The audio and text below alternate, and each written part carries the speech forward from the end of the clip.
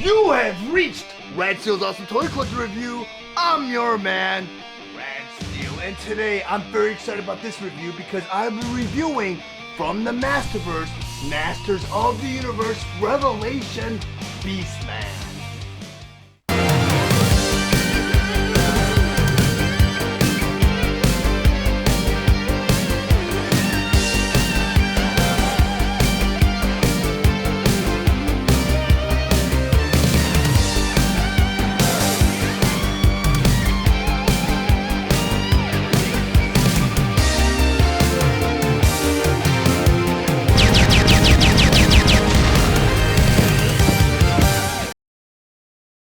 From the Masterverse, Masters of the Universe, Revelation Beastman. But before I get into the actual review, I just want to go over some of the details on the packaging. Up front here, a typical display window showing you both the figure and all of his accessories inside. Over here it says, Netflix, a Netflix original series. Then on the side of the box here, it says Beastman, Savage Henchman. Then on the other side of the box, you have a beautiful illustration of Beastman. Then on the back of the box, you have another beautiful illustration of Beastman. And over here it says, Beastman, Savage Henchman. The fearless Feral Force spent his entire life fighting for Skeletor's evil causes, using his brute strength and telepathic command of dangerous creatures to his master's advantage. With the magic god from Eternia, Beastman serves Evil Lyn as her monstrous muscle in her search to repair the damage done in the final battle at Grayskull. Then on the bottom here, you have all of the Wave 2 figures along with He-Man and Skeletor.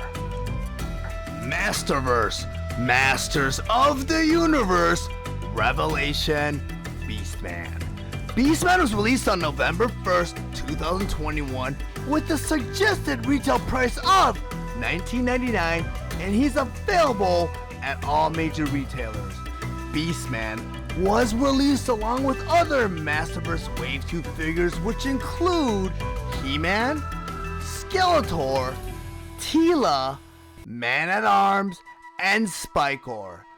Beastman has 30 points of articulation, and his accessories include his whip and 4 swappable hands. Beastman stands 7 inches tall, and he's meant for fans ages 6 and up.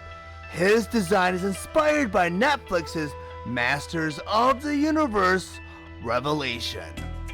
Now that I have Beastman on my display table, so I want to go over some of his play features and accessories. But first I want to take note of something. Right out of the package on Beastman's right arm, he has a left open hand. And I'm not too happy about that because even with his 4 swappable hands, he comes with a left open hand. So at this point in time, if I take this off and I'll show you guys, I have 2 left open hands. And I'm sure it was meant to be a right open hand, and on the blister tray you're supposed to get a left open hand, but I have 2 left open hands. And this is an issue that everyone's having, and it was maybe an initial issue that they had with Beastman. Please leave me a comment in the comment below, because I don't know if it's a QR issue with my specific copy or it was just something that happened to all the Beastmen, but I have 2 left hands.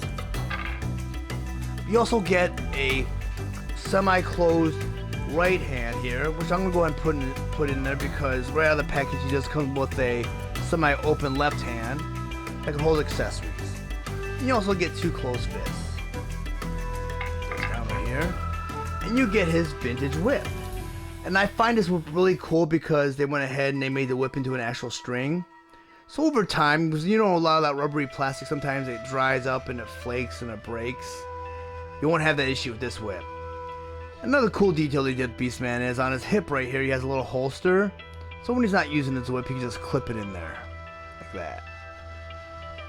So you have Beastman storing his whip. I'm going to go ahead and put his whip in his hand. And in the Netflix series, when you watch it, I was not too impressed with the way Beastman looked. His look was very basic, and I was like, oh, I don't know. Whenever they release this figure, I'm probably not going to end up picking it up.